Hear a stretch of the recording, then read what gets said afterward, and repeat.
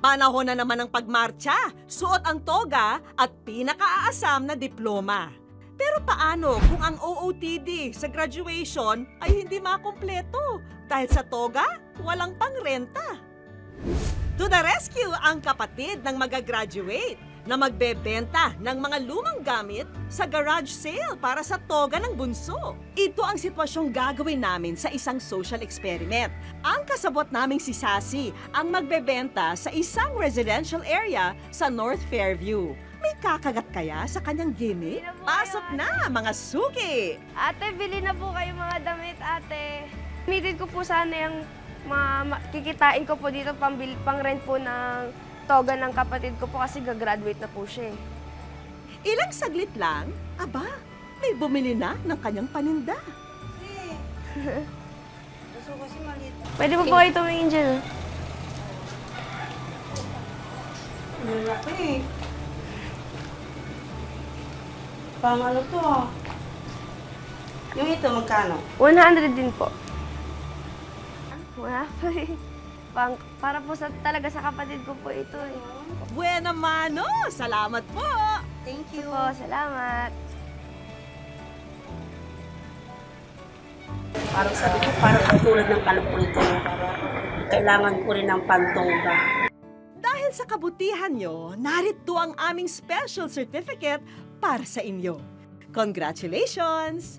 Yung nanay na experience nila na mahirapan sa mga, lalo na pagdating sa budget. No? Pero kung makakatulong naman sila sa ibang tao, at the same time, itong bagay ito hindi naman hiningi eh. Meron siyang kapalit, meron siyang damit na bibilhin, pero maganda yung purpose. Tuloy lang ang pag-arte ng ating kasabwat.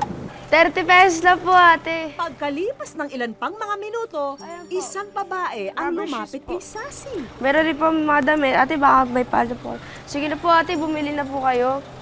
Gagamitin lang po sana yung kikitain ko po dito, pandagdag lang po doon sa pag-rent ng toga po ng kapatid ko kasi po gagraduate na po siya eh. Kaya yun. Ito po. Ito po, ate, o baka po Bibili kaya ito? Ano na po yan, ate? 30 pesos na lang po. Success! Thank you po! Ito po, ate. Salamat po. Gumagawa siya ng way para ma-solve yung problema ng kapatid niya, di ba? Parang nakakaano na, uy, sige, bilhan na natin. Parang tulong na lang din talaga. Saludo po kami sa inyo.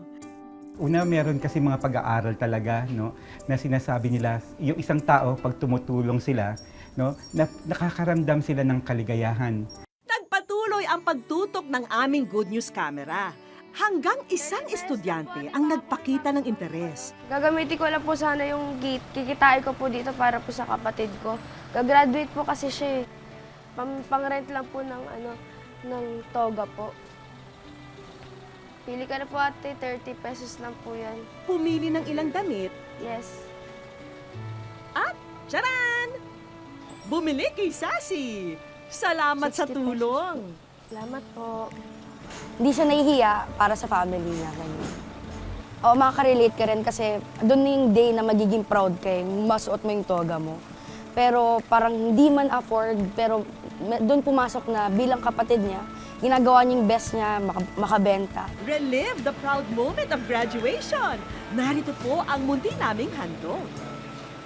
Halika po kayo, may bagay po sa inyo dito. Lumipat kami sa Anonas, Quezon City. Lalaki naman ang aming kasabwat na magpapanggap na kuya ng estudyanteng nangangailangan ng pangrenta ng toga. Promise po, napakalaking tulong po. Opo, napakalaking tulong po. Sige po, pili po kayo dito.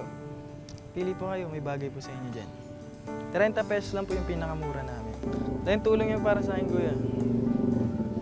Ito kuya, bagay sa inyo. Ilang saglit Pili po pa, kayo, ilang pwede sa serye asawa. ng mga parokyano ang dumagsa. Sige po, may bagay po sa inyo dyan. Ang babaeng unang pumunta, humugot ng pera. Pero walang panukli ang ating kasabwat, kaya nagpabarya ito at umalis muna. Sige po, babalot ko na po to. Pwede bang sukatin to? Sige po. Nagbayad naman ang babaeng Okay po, okay may po. bitbit na mami. Sige po, sige po. Dalawa po, sige po. Nang makapili ng bibilhin, nagbayad na ang naunang Sige lalaki. po. Thank you. Thank you po. Sige po. Yan po, 30 na lang po yan sa inyo. Papalitan ko muna. Sige po. Sige po. Thank you po. Balik po kayo, ha. Hello po. Ito po. Isa, dalawa, tatlo. Ito po tatlo. Supot ko na po, ha. Ang lalaking ito, umalis din muna para Ito po sukulin magpapahiya. niyo. Pero Thank you. pumunta din Ito para po. magbayad. Ibinunyag na namin sa kanila Salamat ang po. aming God bless. experiment. Malaking tulong po Ano yan kaya para ang sa nag-udyok sa kanila para bumili? Nakabili pa ako ng magandang product tapos nakatulong pa ako sa kanya. Nakatutuwa po ang ipinakita niyong malasakit, kapuso. Nakaka-relate tayo sa ganong experience. Kasi tayo, kuya, tayo ay bunso, pero gusto nating tumulong sa kapatid natin. Ang nasabi niya tungkol doon sa kapatid niya na makakatulong. Eh, maganda naman yung damit, saka mura, kahit hindi natin kailangan. Congrats po sa inyong kabutihan. Sabi niya, malaking tulong daw yung maibibigay ko. So, napaisip ako. Sinabi niya, para daw makatulong sa kapatid niya, mag-graduate. So, okay, para makatulong din. Ang dapat na pagbili lang ng mami, nauwi sa pagtulong. Ito po ang aming Good News Certificate. Yung ibang psychologists naniniwala naman na innate talaga upon birth meron na tayo nung ganoong mga yung ganong feeling, no? Maraming tao ang tumutulong kasi na-experience nila yung ganong bagay. Mabait, sinasakripisyo yung kanyang sarili para doon sa kanyang kapatid. Sa ikaganda lang kanila po. Salamat po.